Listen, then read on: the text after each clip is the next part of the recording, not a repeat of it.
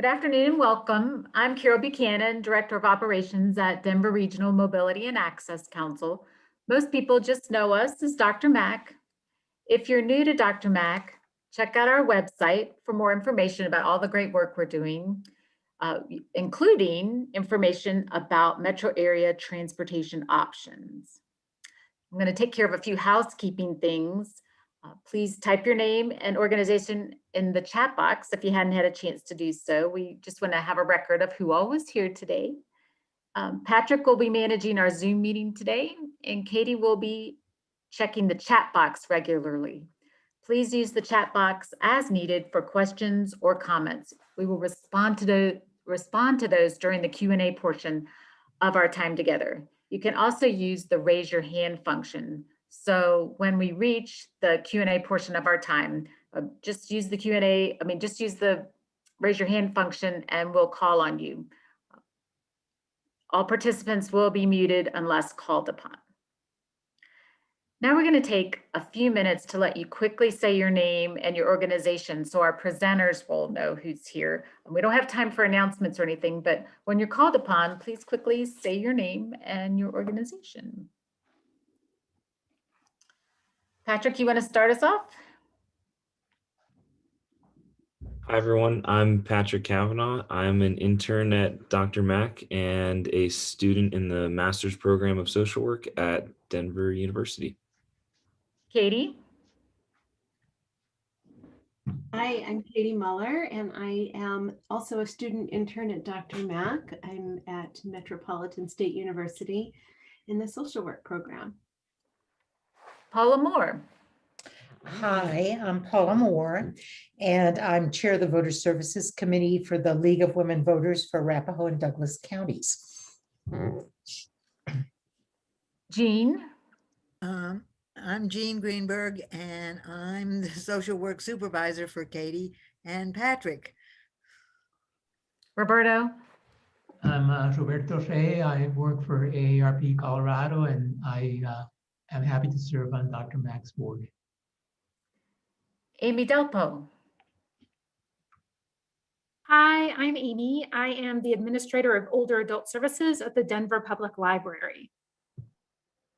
Andrea. Hi, Andrea Suhaka, Chair of Transportation Solutions, Arapahoe County. Barbara Pierce.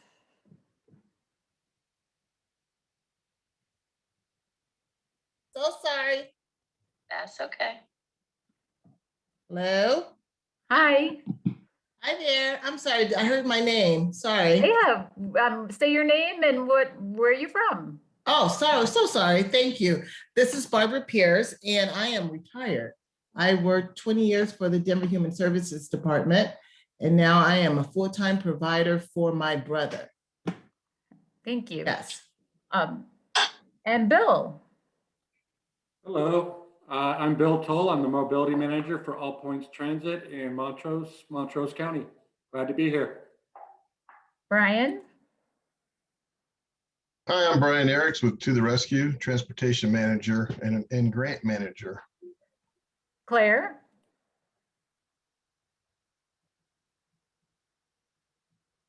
Hi, I'm Claire. I'm an occupational therapy student at Craig Hospital. Diego. Hello, this is Diego Lopez, the Executive Director of Northern Colorado Clean Cities. Thank you. Kate Williams. Hi, this is Kate Williams. I'm the Executive Director of DRMAC and serve on the RTD Board of Directors. And Katie, not Katie Muller, but Katie from Louisville. Hi, I'm Katie Tofty. I'm the Community Resource Coordinator for Louisville Senior Services.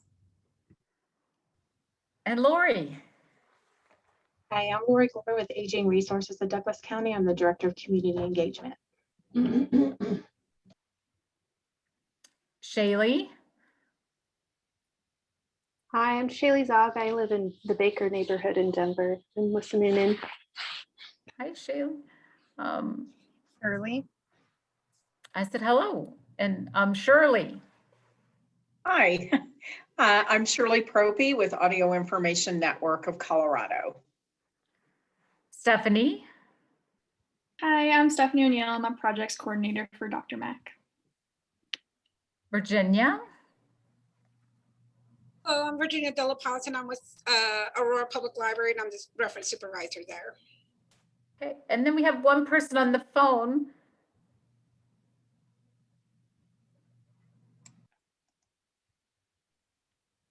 Okay, all right. All right, so thanks and welcome everyone again. I'm going to turn it over to my co-host for today, Roberto Ray. Good afternoon. As I said, Hello. Oh, Hello? There's your phone. There's your phone person. Who is that on the phone? This is William Gross. all right, Hello. William, I'm going to name you so we know you're here. Welcome, and I'm going to turn it over to Roberto. Good afternoon. I'm Roberto Rey. I work for AARP and I do outreach on livable communities and to the multicultural membership of AARP. This afternoon, we're going to be looking at social determinants of health and transportation. Social determinants of health are the economic and social conditions that influence individual and group differences in health status, such as healthcare, housing, education, food insecurity, employment, transportation. These are some examples of social determinants. Transportation has especially significant impact. Each year, 3.6 million people in the US cannot obtain medical care due to transportation issues, which can include the lack of vehicles, inadequate sidewalks, inaccessible bus stops, language barriers, cost, complicated transit systems, and not knowing what resources are available. In addition, transportation can be a vehicle for wellness. It can connect people to activities that keep us healthy, like going to fitness classes, at the rec center, to visit with friends, grocery shopping, trips to the library, etc. The lack of transportation eliminates access to many important services such as these.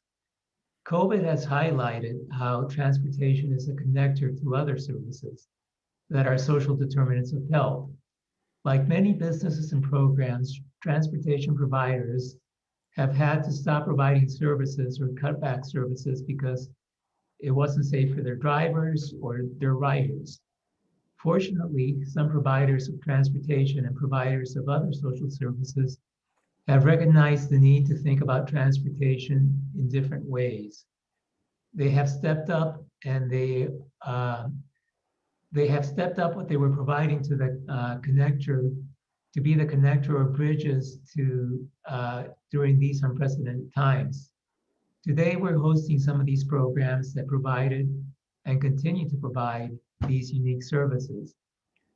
One evolving trend is engagement opportunities offered virtually. Many people face barriers to leave their homes at times, and organizations are adapting to bring their activities online to serve client needs and to keep them in touch and engage with other people.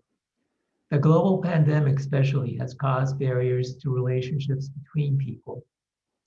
We have seen through the last year rising numbers of mental health illnesses. Creating platforms for humans to interact is an important aspect of overall health.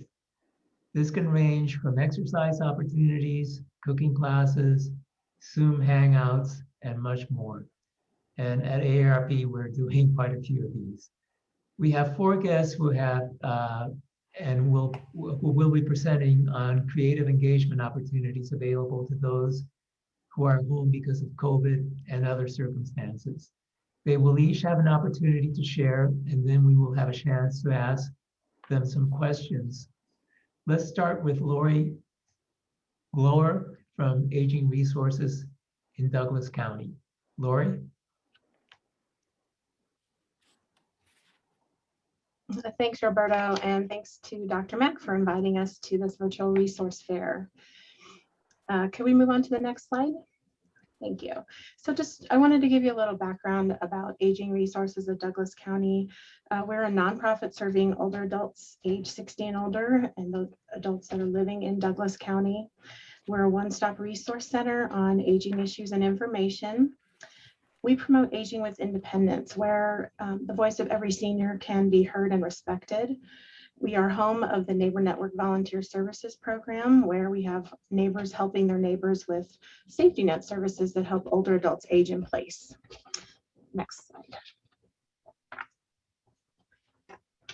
Related to the services that we offer, in addition to resource navigation, we publish a free resource guide for older adults. It's available in print format as well as available on our website. Our transportation program helps older adults get to medical appointments or to go grocery shopping or to get to a bank or get a haircut. We have many older adults living in the county that don't drive anymore or choose, for whatever reason, and they just need a little help with transportation to remain independent. Our companionship program matches a volunteer with an older adult and can offer some friendship and socialization to someone who may be a little isolated or doesn't have family nearby.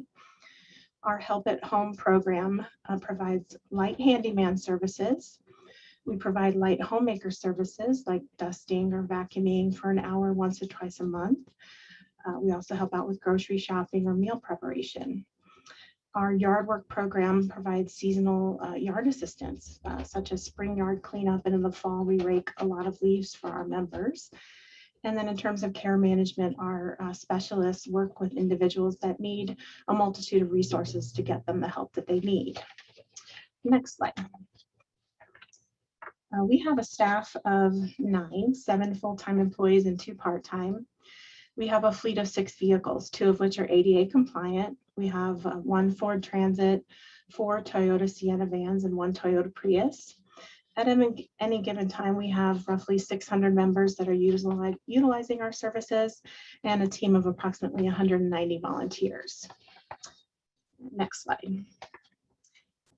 Some of the COVID challenges that we faced, we were serving a population that is at greatest risk and susceptible to exposure to COVID, and many of our volunteers were in that exact same at-risk group. We needed to act very quickly. We had members that were needing assistance. We had calls from sons and daughters that were living out of state that needed help for their parents, and we just needed to be able to react quickly to meet the needs of our members during this time. We also had some community partners that had changes to their programs, and we needed to be able to react and assist them as well with their mission. And then we had so many offers to help from all around the county, with people just calling in, looking for ways that they can help. And they wanted to be able to help quickly and outside of our normal volunteer application process, which includes like a background check and a motor vehicle check. So we needed to come up with ways that these folks could help us very quickly and feel like they're contributing to the problem. And then also we had to come up with solutions to deal with isolation and loneliness in the population that we serve. Next slide. So in looking at the services and the specific needs that we needed to address, we made a difficult decision to just focus on medical transportation and nutrition needs. We decided that for everyone's safety, we needed to suspend in-home services and in-person companion visits. For the safety of our members as well as our volunteers, we didn't want to inadvertently expose someone to COVID. As a result, we added some new services to meet the needs of the people we serve. We added delivery services. We had never before been in the delivery business. We serve an independent population of people. They didn't need us to deliver things to them prior to COVID. So we came up with procedures to pick up prescriptions for our members and deliver it to their homes. We had other types of things we would deliver, food and other needs that they had. We started a reassurance call program where we made outgoing calls to reach out to our members and make sure they were doing okay and to see what needs they had. And we also started an online grocery shopping service, which we had never done before. And all of this was made available because we were able to work with our grant providers to adjust our contracted services and meet the needs of the folks during the height of the pandemic. We also needed to come up with some virtual and contact-free opportunities for our volunteers to participate in. You know, they wanted to protect themselves as well as their families. And so these opportunities, being virtual and contact-free, allow them to support our older adults as well. Next slide. In terms of nutrition needs, our goal here was to reduce the exposure risk and minimize in-person grocery shopping for our older adults. In our food delivery program, we were able to partner with Secor. Secor is a free food market that serves Douglas, Elbert, and Arapahoe counties. And with their help and our transportation services, we were able to deliver a week's worth of food to older adult households all across the county. We also worked with the Parker Senior Center. They had to close due to COVID, but they have had a very large congregant lunch program, and we used to take many of their members and drive them to the senior center so they could have lunch with their other friends. With them being closed, they decided to start a drive-through lunch pickup program. And for our members that don't drive, we were able to pick up those hot lunches and deliver them to their front doorstep so they could still receive the services from Parker Senior Center. And then the Help and Hope Center here in Castle Rock, they had similar impacts to their volunteer programs that we did. And there were times when they didn't have drivers to deliver their food deliveries to the people they serve. So we were able to help them out on several occasions and get their food deliveries to older adults in the county. Our online grocery shopping program became very popular. The population that we serve, some of them are not comfortable being on the internet. Maybe they don't even have a computer, but they just don't want to deal with an online environment. So we were able to work with them and take their online order and help place it for them. And then our volunteers would pick up those orders and deliver them to someone's doorstep. With all of the calls we were getting from the community of people just wanting to find ways that they could quickly help, we decided that these folks could just bring their donations of non-perishable food and household items. You see there in the picture all of the toilet paper and paper towels and laundry soap that we received from these individuals. And we ended up calling this the Emergency Emporium because our entire front lobby was just filled with all of these donations from people just wanting to help. So when our members called and needed something, we could dispatch our volunteers to come get the items and deliver it to our members' front doorstep. And all of these opportunities provided a contact-free way that our volunteers could still participate and protect themselves as well as our members. Next slide.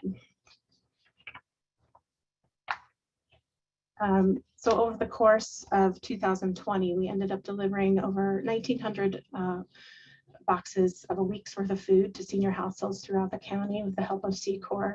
We delivered 750 lunches for the Parker Senior Center, and we helped the Help and Hope Center with 134 of their food deliveries to the people they serve. And I think this quote that I have listed on the screen kind of sums it up best, what our members were feeling.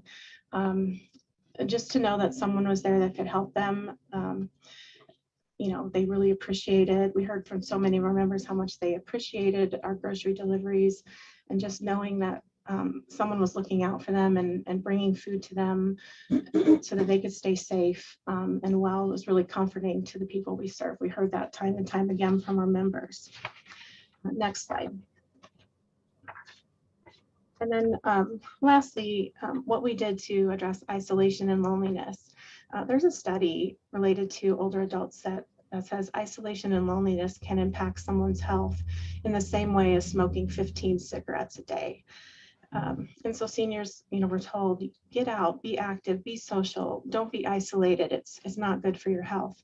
But when the pandemic hit, all they were being told was you have to stay inside, you have to isolate, and it just wasn't a good situation to be in. So the reassurance call program that we started, we had a team of 15 volunteers, and we gave them a list of members to call.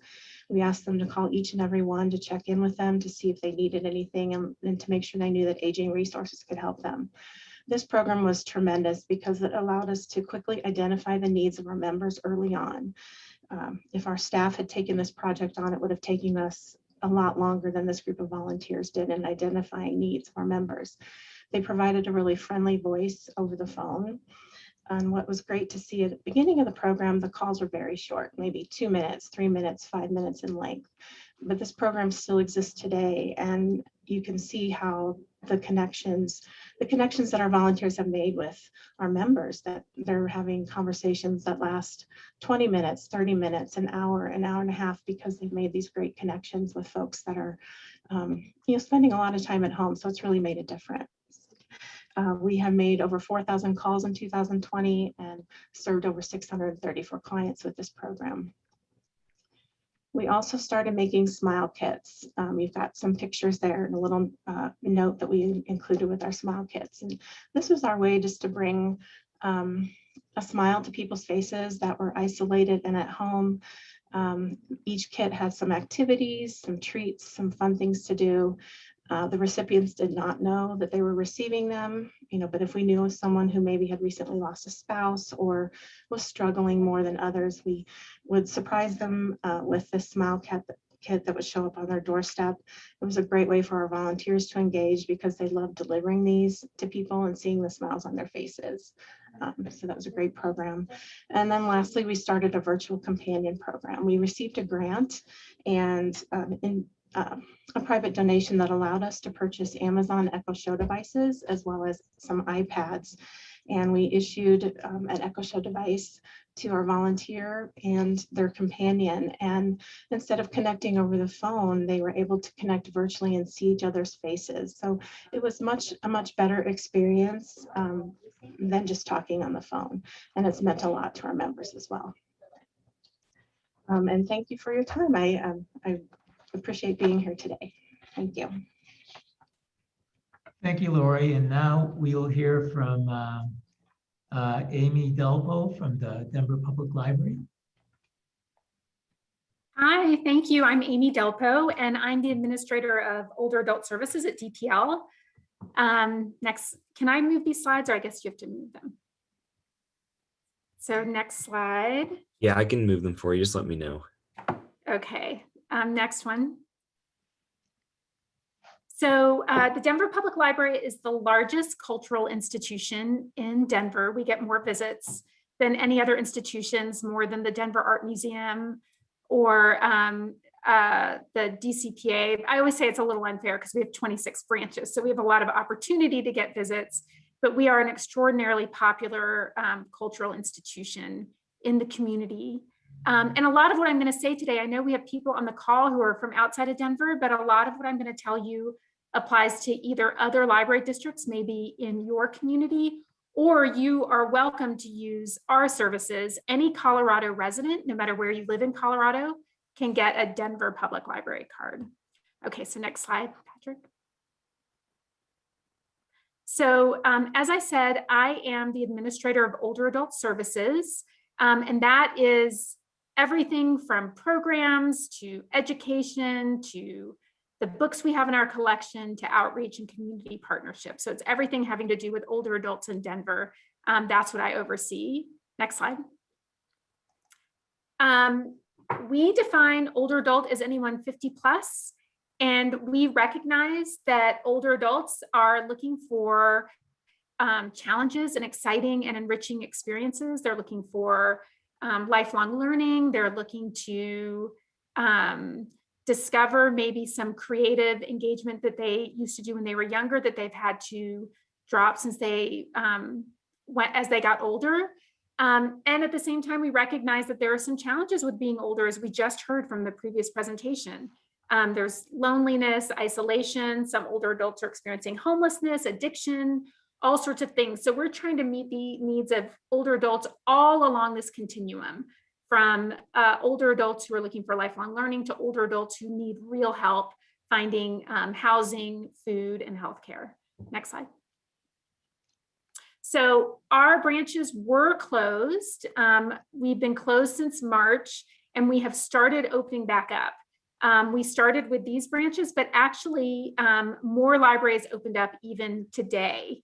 So if you have a library in your neighborhood that you have not been able to visit and you would like to visit, go ahead and give that branch a call. It's quite possible that it is now open, and you can go back in and you can check out books and browse our collections. Next slide. So even branches that are closed, you can still pick up books and movies and do all sorts of things by picking things up curbside. So even if you call your branch and they say they're closed to the public, you can still pick up materials there. So you can still get your books. Next slide.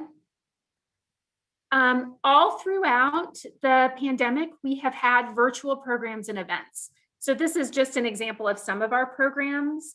But if you go to our website at denverlibrary.org/older adults, you can find a ton of great programs that you can get engaged in from where you are in your house. If you can access Zoom or a telephone, you can access these programs. We have meditation programs, we have art programs, and I'll talk a little bit more about those later on in the presentation. Next slide. So one of the programs we have, which is actually going on right now, is our virtual memory cafe. It is a weekly program. It's every Tuesday on Zoom. You can also call in, and it is for older adults. We call it a memory friendly program. So if you're having some memory loss, if your loved one is having some memory loss and you're looking for a happy, safe, comfortable space, this is it. We take everybody as they come. We have a great time. The focus is on joy. Today, they are doing art creation and music. Last week, we had the Denver Art Museum come. Next week, we have somebody coming to talk about the Titanic. But it's just a fun, socially engaging group. We get about 30 or 40 people each time. And I've been really surprised at how we've been able to build community and connection over the computer screen. It's pretty amazing. And people have made friends and they've made connections. So I would love for any of you on the call to visit us at the Virtual Memory Cafe. Next slide. We also do a bunch of mindfulness classes. Today at 4, we're going to be doing Qigong. Thank you, Katie, for putting that in there. Today at 4, we're going to be doing Qigong, which is kind of like a moving meditation. It's really cool. It's my favorite thing. It has literally gotten me through the pandemic without going crazy. Every Friday, we do meditation classes. We also have a gratefulness gathering that we do once a month.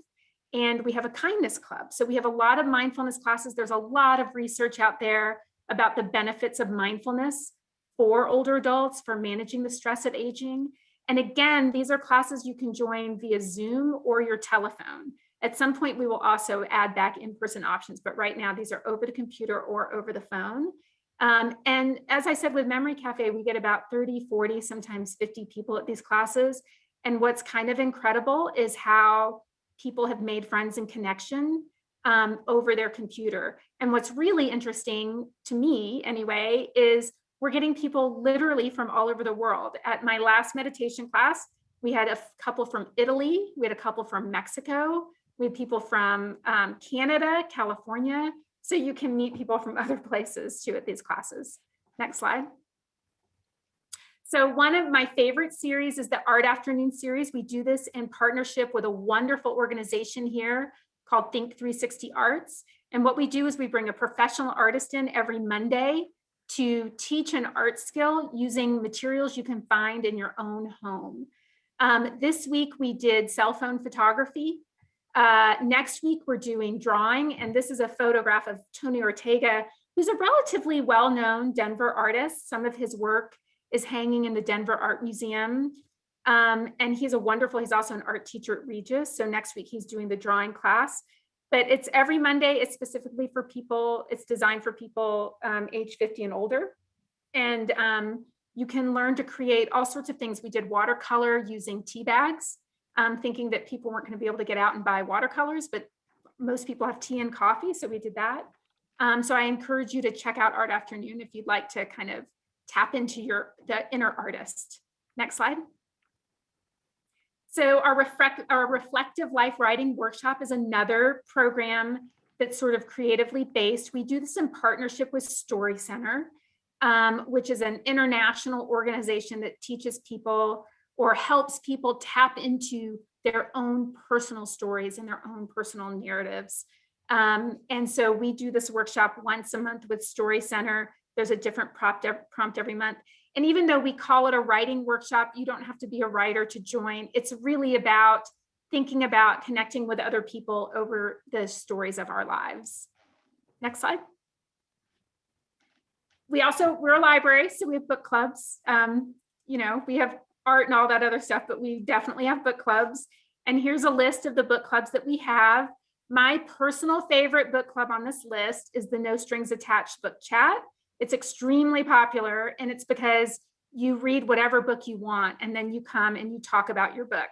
And so if there are 20 people there, you'll get to hear about 20 different books that people read. And I love it because I don't like reading books that I don't want to read, which ends up happening in more traditional book clubs. But I also love it because it's a way for me to find out about other books to read. And so I find that really fun. The other one I want to highlight for you is our short story happy hour, which is the second Tuesday of every month. That's a really fun one because when you arrive, then you're given the short story, time for everyone to read the short story together, and then you can talk about it. So you don't have to read a whole giant book in the meantime. Next slide, please.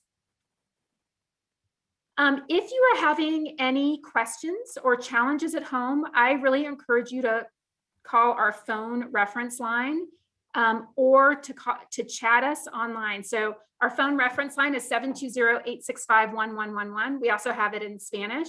And you really can call and ask any question. I've manned that line, and people will call and they'll ask about library resources. They'll ask about, I don't know, the phone number for their nearest Qdoba. They'll just ask any question. They'll ask about genealogy resources. So the fact that you may not have any information at your fingertips, I don't want that to get in the way of you accomplishing what you need to accomplish in your life. So I really encourage you to use our phone reference line. Next slide, please. We also have fantastic computers, printers, and tech help in classes. So we've actually been doing outdoor computer labs during the pandemic. Now that our branches are open, some of those are indoors. You can check out computers and bring them home with you. You can check out hotspots. Probably everyone on this call has a computer and internet access, but if you don't, or if you know someone who doesn't, this is a great way to get tech access. If you need help, you can call and get one-on-one assistance. If you want somebody to walk you through Instagram or walk you through applying for financial assistance or benefits, you can call this number and make an appointment for tech help.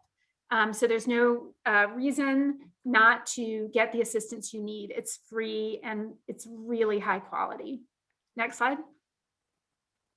Oh, I just said that Chromebooks and hotspots are available for checkout. We're really excited about that. So I'm just going to run through really quick because I don't want to take too much more time. All the other things you can do at the library. So Patrick will just kind of rapid fire these. Next slide. As I said, any Colorado resident can get a Denver Public Library card.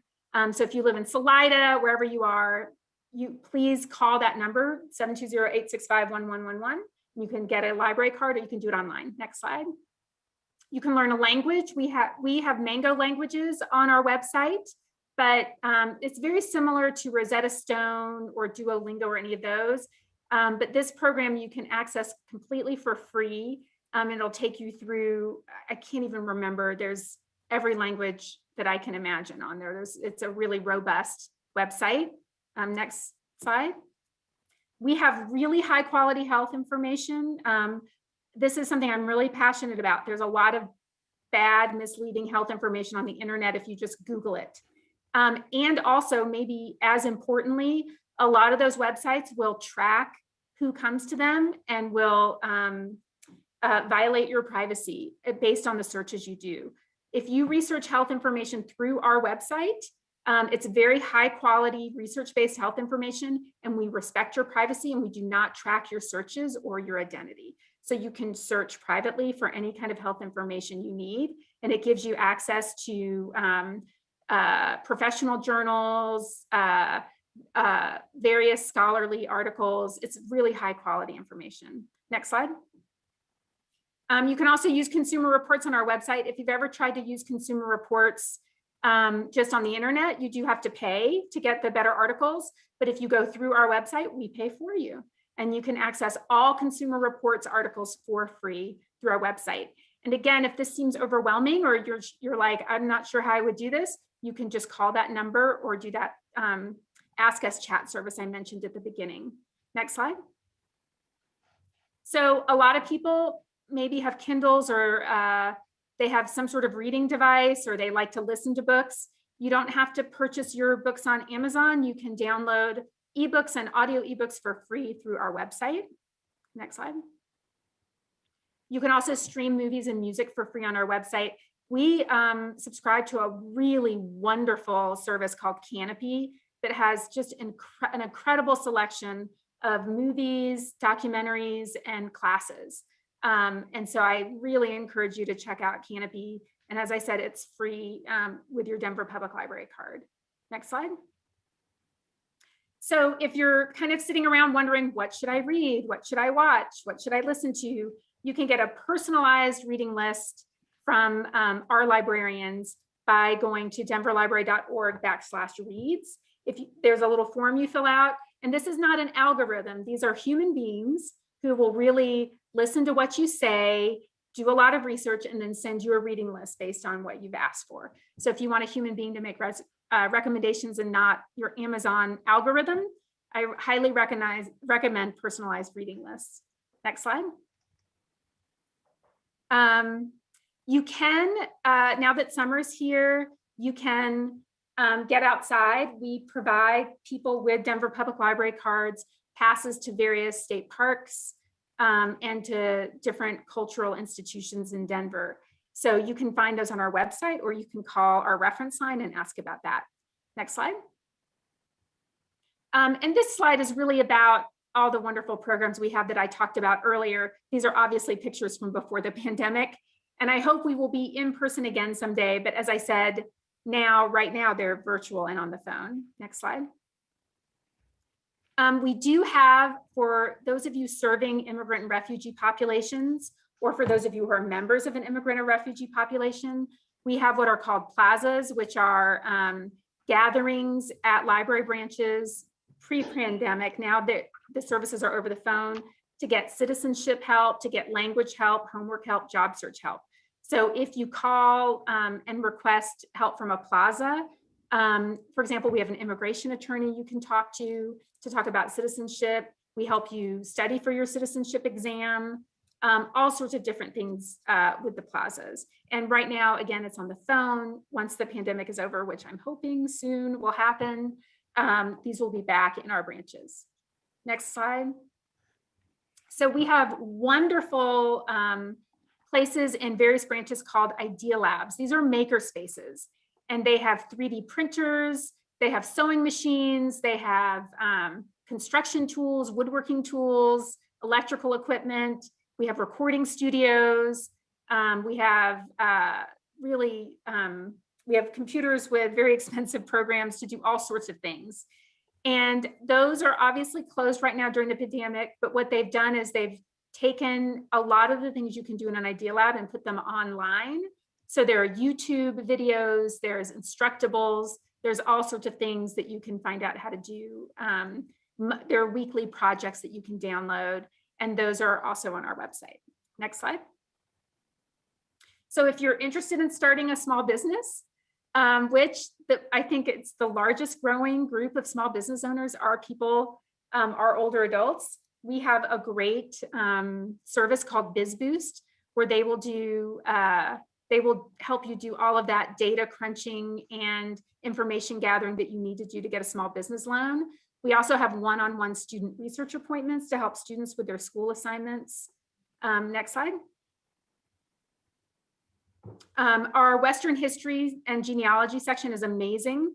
Ancestry.com is kind of the big giant gorilla of genealogy research, and you have to pay for it if you're just doing it on your own through the internet. But if you do it through the library, it's free. We also have professional genealogists who can help you search and find kind of research your family tree. In our Blair Caldwell library that specializes in African American historical research and genealogy research, which can be particularly challenging. So if you're interested in your ancestry, if you're interested in genealogy, I really encourage you to check out these resources. We also have a ton of classes on these resources. Next slide. We also, and I'm very proud of this, Denver Public Library was one of the very first libraries in the entire country to hire social workers to help people in our community with some of the more difficult aspects of life. Things like homelessness, hunger, mental illness, domestic violence. When people who are experiencing those things walk through our doors, we have an entire team of social workers and peer navigators that we can direct people to. And even during the pandemic, those folks are available on the phone and through email. So again, I'm kind of referring you always to that 720-865-1111 reference line, or to our website to find out more about these resources I'm mentioning. Next slide. So that's kind of it. I mean, there's so much more. I could have gone on and on and on, but I didn't want to take too much time. I also am going to put in the chat, because I neglected to do this, even though Patrick reminded me, my email address. I have what I call an open email policy. Feel free to email me for more information or to find out how to get any of these resources or register for any classes. So that's it. Thank you so much, Dr. Mack, for putting this together. That was truly impressive, Amy. Thank you. Now I'm going to go over some of the creative engagement opportunities available through AARP. Next slide. But first, I want to give you a little context. AARP is an organization of 50 plus, a membership organization with about 38 million members nationwide, about 634,000 of them in Colorado. And it's a multi-generational, nonpartisan organization. It's multi-generational because we're 50 plus, and we encompass both parents and their 50 plus kids. Next slide, please. And it can be a somewhat confusing organization, because the impression that you get of AARP if you view television is significantly different than what the organization actually does in the community. When you're looking at television and the ads of organizations or services that AARP endorses, you're looking at the work of AARP Services Incorporated, which is a separate part of the organization. It endorses different services such as health insurance and car insurance. The proceeds of those endorsements are then used to fund the work of AARP. And when I say AARP, I'm talking about 90% of the people that actually work for the organization and do the work of AARP in the states and at the national level. The other part of AARP is the AARP Foundation, which runs a number of the programs that people in the community will see. Primarily among them, tax aid, which used to provide in-person tax services to low-income individuals. And due to the pandemic, we've adapted and are currently offering limited in-person tax services. You can also go online and use available online free tax preparation software. But if you go to the aarp.org site, you can also access the tax aid site, and that'll give you the location of a variety of locations in the Denver metro area and in Colorado that are offering limited services, in the sense that individuals can make an appointment, bring in their paperwork, drop it off at the door, and then come back after a certain period of time and pick up their prepared tax documents. The other service that AARP has offered nationwide is the driver safety program, which offers driver safety classes that take into account the special needs of the 50+ population so that people can adapt their driving habits and become safer drivers. As a result of taking the course, people that do take the course get a break on their insurance policies. That is currently available online, and you can just register and do it. It's a continuation of an online service that we used to have. In other areas, AARP has had to do quite a bit of adapting and shifting of the work that we do. We used to do a lot of community in-person programming. A lot of that has shifted to online presentations. We have everything from wine appreciation courses, salsa classes. We had about 800 people register for a recent salsa class that we did. I did not watch it, but I was told it was fairly spectacular and entertaining to see individuals doing salsa classes on Zoom. We do another one of our really popular offerings are webinars on different parts of the community. We do street and neighborhood tour webinars where people can sign on and find out more about their community. We do provide film for adults that people can register for. And I will say that in promoting these events that we tend to focus our outreach on the AARP membership. So there is somewhat of a bias that, you know, unless you make a special effort, most of the participants will be from that 634,000 AARP membership base and their friends and family.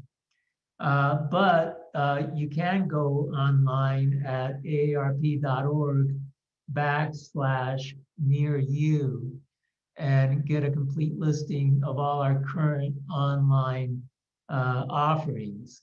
And I'll put that in the chat. So that is a way for people that are not members of AARP and do not get our regular mailings or emails to find out about some of the online services that we do offer. In addition to the social entertainment offerings, AARP, a lot of our work involves advocacy. We have continued to do advocacy through a core of volunteers that does Zoom online testimony at the legislature. We also have continued to work on the AARP network of age-friendly communities. And Patrick, if you could advance the slide, which is my main area of responsibility. The AARP network of age-friendly community currently is composed of about 511 communities and 5 states that belong to it across the country. In Colorado, we have 18 counties and municipalities that belong to it, in addition to the state of Colorado.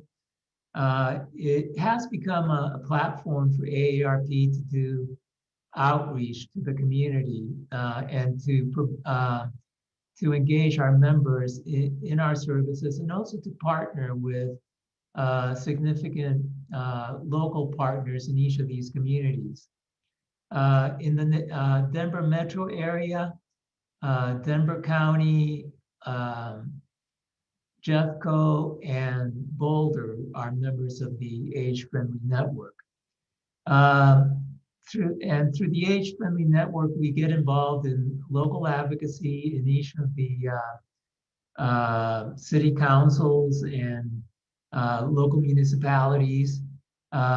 We have, during the pandemic, been very involved in doing vaccine outreach, both sponsoring mask distributions and doing significant education of our membership and communities on opportunities to get vaccines.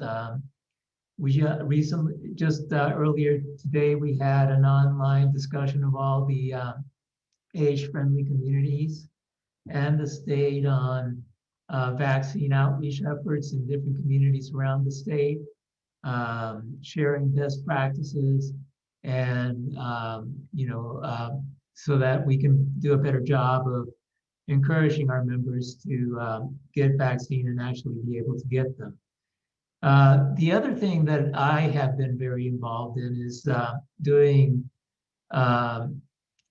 vaccine outreach and advocacy for the multicultural membership of AARP, an upcoming program that we are sponsoring with Rocky Mountain PBS on April 25th. Will focus on the economic impact of COVID on the low-income immigrant Latino community in the state. It'll be a 1-hour program, and that'll be on Sunday, April 25th from 5 to 6. Our goals are to raise awareness on the really severe impact that the immigrant community in the Hispanic community is feeling. A lot of them do not have access to the safety net programs, and the degree of suffering that is experienced there is just qualitatively higher than is experienced by the rest of the population. Our goal with the program is to encourage contributions to nonprofits that are serving that community. That is pretty much it for my presentation. I will type in the site for finding out about our online offerings, and that is aarp.org /near-you. And Patrick, if you go to the last slide on the deck, there is a list of resource places for that one. If you want to find out more information on AARP's age-friendly communities, which is the work that I focus in. I want to thank you for this opportunity, and we'll be open to answering any of your questions. The last thing that I want to mention is that we are currently through the age-friendly network accepting applications for the AARP challenge grants that provide grants to community organizations that are working on COVID-19 outreach. You can reach out to me at my email address, which I will also put in the chat box for more information on that. Thank you. And I'll turn it over to Virginia de la Paz from the Aurora Central Library.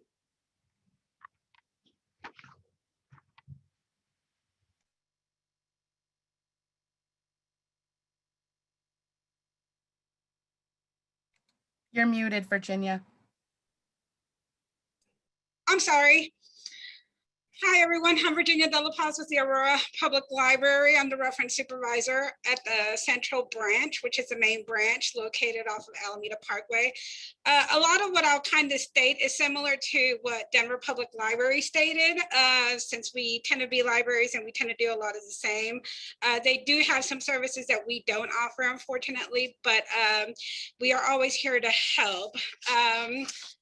You can go ahead and go to the next slide.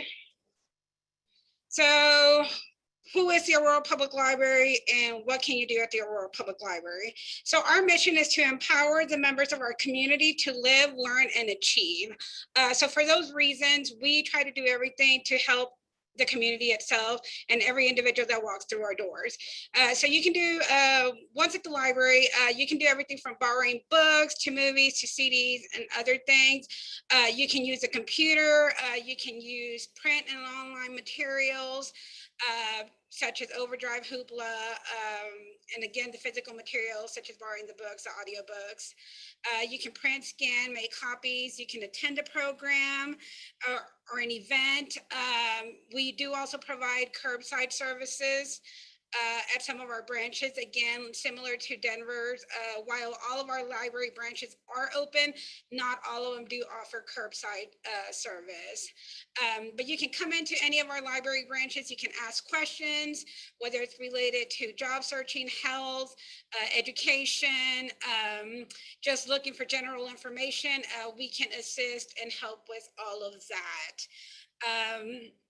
Again, the library is a public service. It is paid for by taxes and is open to everyone in the Aurora community and the surrounding metro area.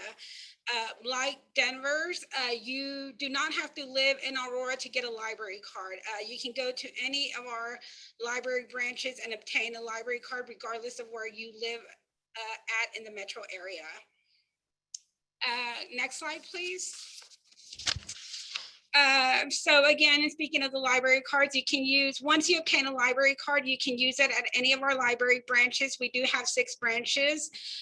You can request items from any public library in Colorado that participates in our consortium and around the United States through interlibrary loans. So whether we have a book or something that you're looking for that we might not carry, we can check other libraries in the area using our prospector service or our Mobius service to check and see who's got a book that we can borrow for you or who's got that item that we can borrow for you. If none of those items are available through any of those services, again, this is where interlibrary loan kicks in and we're able to search other libraries outside of the state in different states and worldwide to try to obtain those items for you. When it comes to interlibrary loans, it does take a little bit longer to borrow those items simply because they are being shipped from different areas. So it just kind of depends where it's coming from. You can return items to any of our library, Aurora Public Library branches. And you can even return items when the library is closed using our drop box that is available to patrons on the outside of the buildings. And all of our branches do have a drop box. Next slide. So the types of library programs that you can attend at our library, we have everything from educational programs. So you can use our study spaces to do homework or to study or to even meet your classes online. If that's the case and you have nowhere else to go, you can use the library for that. Again, for homework help, for tutoring, financial literacy, and many, many more educational programs. We have finance literacy. We have story times and stuff like that, that will meet the needs of every kind of individual that comes through our doors. We do outreach.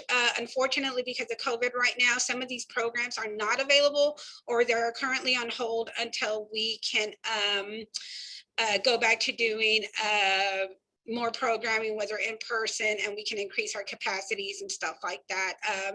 But during anytime we do outreach, we go to the farmers markets, we go to all the public schools, private schools, even charter schools. We go to retirement homes. We go to different public events that may be happening. We've been to Denver's Culture Con. We've been to the Taste of Ethiopia. We've been to yeah, very many more.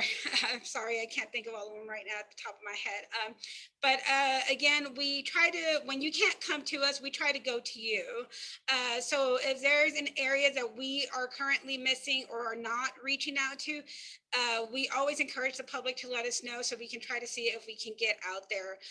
We were currently able to obtain a grant to help us get a bookmobile. So now we actually have a real bookmobile that'll be coming to us, that'll be available to the community hopefully soon. So we hope to get that up and running.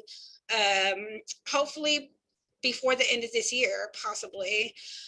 Again, as I mentioned, we do go to all public events. At least we try to, just so we can encourage people to attend the library, but also let them know of all the services that we offer, whether it's for adults, for example. We offer computer help, job searching help, tutoring. We have do-it-yourself programs. We have ESL classes. We have readers advisory, book clubs, and again, many more different programs that revolve around, again, financial literacy, health. Again, we also help with genealogy. We do have a small genealogy department. It's not as big as Denver Public Libraries, but we also do provide some kind of genealogy help as well. For children and teens, again, we have story times, readers advisory. They do have the summer reading program. They do a lot of do-it-yourself and craft programs. Again, they have their own book clubs. They also have TAG. And again, we also focus on family programming, kind of like our mini con that we've had in the past, the summer reading program. And currently we started a seed library that we encourage for individuals to participate in. If you're not familiar with the seed library, what it is we provide seed packets to individuals that they can come and check out. All they have to do is register via our membership book that we have there on the table, and then you're able to take some seed packets. Once you take those seed packets home, you're able to grow the seeds, and during harvesting time, you can harvest some of those seeds, return them to the library, where someone else can continue to check out those seeds, and it becomes a self-sufficient program where people are taking seeds, but also returning seeds that they can use to grow crops at home or vegetables and stuff like that. Next slide. Again, if you want to reach us at the Aurora Public Library, you can reach the reference department at 303-739-6634. The reference department is basically responsible for all research needs and any tutoring needs, any kind of help that you need. Our reference department will be able to provide you with all that. If there's something we can't help you with, we'll definitely provide you with resources or information that you can use to help meet your needs. We have our circulation department at 303-739-6600. So if you have any circulation needs, that would be the number to call. Youth Services Department, 303-739-6628. So if you want to know more about any youth services programs, children programming, baby story times, toddler story times, you are more than welcome to contact those numbers in order to reach those departments and get the exact information that you need. You're also encouraged to visit our website at auroralibrary.org. On our website, you can see our calendar. You can view all the different databases that we have available to you. Similar to Denver's, we do offer language databases. We do offer consumer reports, and stuff like that. We do offer Hoopla, Canopy, Overdrive for ebook and movies and CDs, if that is your preference as well. Because of COVID right now, a lot of our programming has gone virtual. So right now, all of that information is available on our calendar to you. You can either register through our calendar, some of them. You don't have to register at all. It'll just give you the date and time, and you're more than welcome to attend during that date and time. All Aurora Public Library branches are open Monday through Friday from 10 a.m. to 6 p.m. Currently, none of our branches are open weekends, except for Mission Viejo, which does curbside on the weekends. But if we do have a holiday or anything coming up, it will be closed on the weekend. So I do advise you just to kind of look at our website and be aware of those holidays and stuff. For example, this Friday, we do have a furlough day that we have to abide by. It is our last furlough day for the year. So the library will actually be closed this Friday, April 16th, and we will not reopen until Monday. But our branches that we have, as I mentioned, we do have 6. We have Central being the main branch, which is located off of Alameda Parkway. We do have our Martin Luther King Jr. branch, which is located on Colfax and Elmira. Aurora, Hoffman off of Peoria and 13th, Mission Viejo off of Chambers and Hampton, Iliff off of Peoria and Iliff, and then Talents Reach off of East Arapahoe Road over in the Southlands area of Aurora. But again, a lot of this information is available to you via our website at auroralibrary.org, or you can always reach me, Virginia De La Paz, at the Aurora Public Library, and I will include my information on the chat as well. So that way, if you have any questions or concerns, you can feel free to give me a call or send me an email, and I'll be happy to help you with any of your needs. And again, I want to thank Dr. Mack for the opportunity, and I hope you all have a great day. Thanks, Virginia. And I'm going to turn over the agenda to Patrick, the Dr. Mack intern. But I want to take the opportunity to thank Patrick and Carol for all the work they've done in organizing this. And, the whole series has been very informative. Thank you.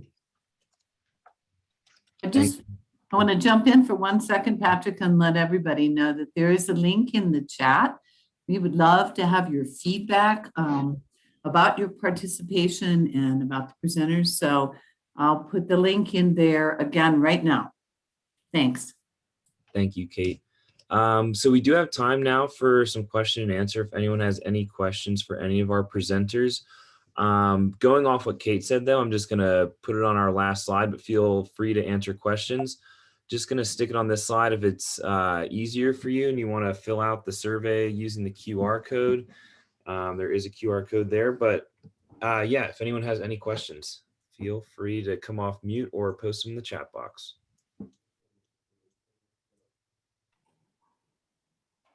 This is Kate. I have a question.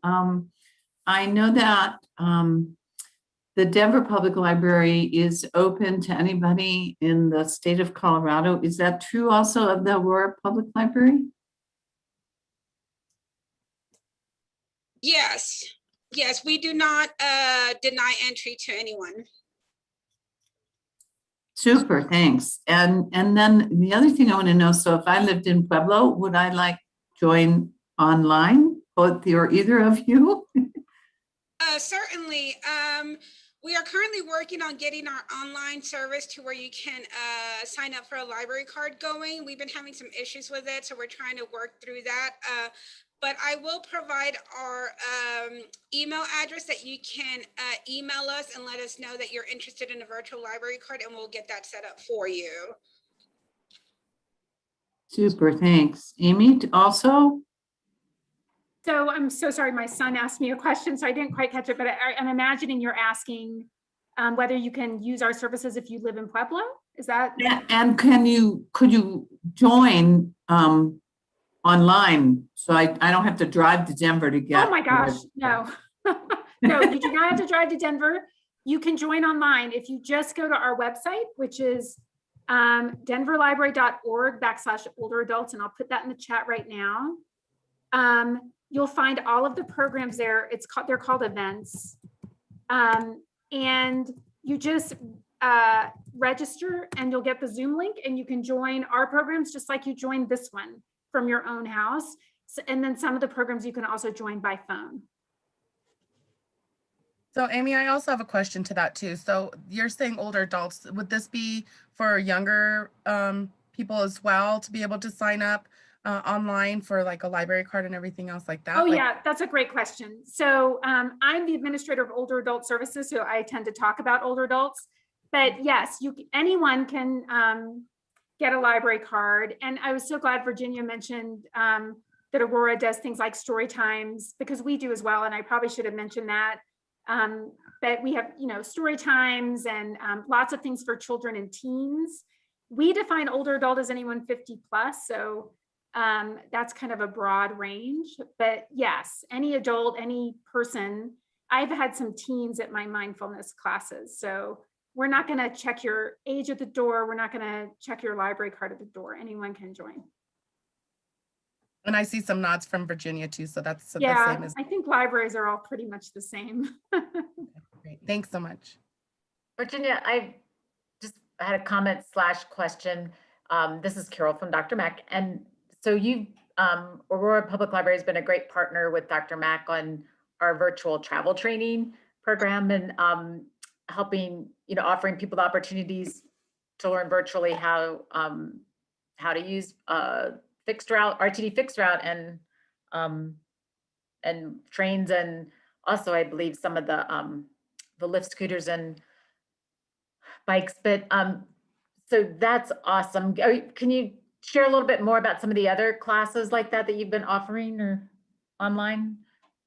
Yeah, so as I mentioned, right now we do a lot of our craft programs that we do have.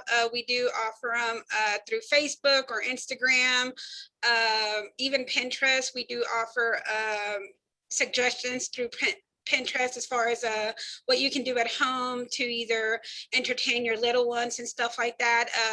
On our website, we do have book lists and stuff like that that will provide further information for you. But yeah, we've had travel.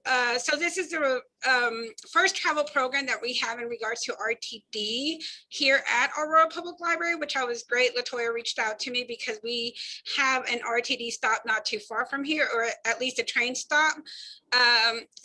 Well, actually a bus stop too. So I was so thankful when LaToya reached out to us because we were able to provide that information, and we always have a ton of people that come in here asking for the bus schedules and stuff like that. So it was very, very nice to get that tutorial from LaToya in terms of how to use the website, how to get the schedules, how to plan your itinerary and stuff like that. So so that was very great. But in the past, like I said, we've offered everything from financial literacy. We've even had a senior health fair a few years ago. We've had a maker space fair before. We've had educational fairs before as well. But unfortunately right now, because of COVID, a lot of those things we cannot do, but a lot of those things we have tried to move online. Currently, for example, our book clubs, we do them via WebEx, which is similar to Zoom. So that's the platform that we're using to continue some of these programs and make them available to individuals. As I mentioned, right now, we're still in the process of trying to work out more programming and partnering with other organizations to go back to providing all the different programs that we provided in person. And we haven't been able to schedule as of now because of COVID, unfortunately, and our meeting rooms not being available to the public and stuff like that. And that is another thing I forgot to mention is once we're able to go back to in person and we are able to utilize our meeting rooms are also available to the public for use in order to help create programming and to offer certain things to the community as well. Great, thank you. You're welcome.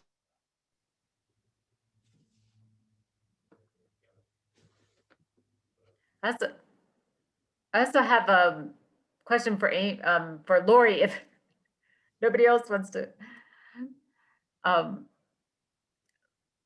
Lori, when Aging Resources of Douglas County was setting up the, I can't remember the name of the program, where you were using the Echo. The virtual companion? Yeah, the virtual companion program. Did that take a lot of, was the learning curve high on that, or did people take to it pretty easily? Or that's a great question. And actually, in some cases, there was a very large learning curve. Some people we found didn't have Wi-Fi. It's just something they couldn't afford in their fixed income budget. And so it was, we did run into some of those challenges, but we were able to help get several of our members set up on that, along with volunteers that could help them. Some of our more technically adept volunteers could help them get it set up. And we hear a lot of folks they don't really remember the name of the device, but I think a lady called last week and said she's enjoying the talking thing, and she's referring to the Amazon Echo. She likes talking to it, and all the different things you can do on it, the music you can listen to, and all of that. So it's been very a fun project for sure.